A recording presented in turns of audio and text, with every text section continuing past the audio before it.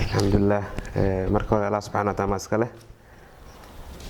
Maanta oo taariikhdu tahay sagaalka bisha afraad 2025 waa maalinka labaad ee diiwaangelinta ciyaartooyda heerka labaad degmada Balcad ama Serbida. Sanadkan sanadii hore way ka duwan tahay ciyaaraha heerka labaad, waayo ciyaartooy badan oo waxaa jiraan oo dheelayso soo aaday heerka labaad. Marka tartan xiiso badan oo noqday oo aad u adag.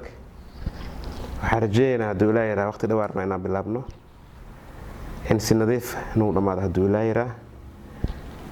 Kooxo badan oo waxaa jiro CRC ka soo baxay oo B imaaday iyo kooxo hore oo B ahaay oo iyagana is adkeeyay. Marka tartanka wajiyaal badan oo cusub leeyahay insha Allah taala markuu bilaawdo arki doonaa hadduu Ilaahay yiraahdo.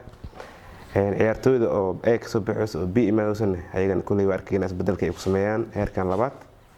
Sanadkii hore Serbida waxaa ku guuleysatay kooxda Racing oo hadda kooxda Serie A u gudubtay. Sanadkan waxaan rajeynayaa insha Allah kooxda ku guuleysatay iyadana ay aad hadduu Ilaahay yiraahdo.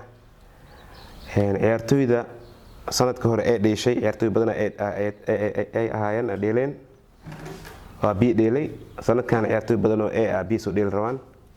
Marka kulli waxa muddaa in nanka B loo soo badanayo marka ma aqaan. Waxaan rajeynayaa hadduu Ilaahay ciyaar qurux badan in dhacdo. Waqti fiican la dheelo.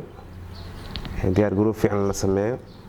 Waqtiga uu bilaabaha iyo waqtiga waa saarihiin hadduu Ilaahay yiraahdo. Marka waxaan rajeynayaa diiwaangelintii aan bilaabatay 15 ka tahay.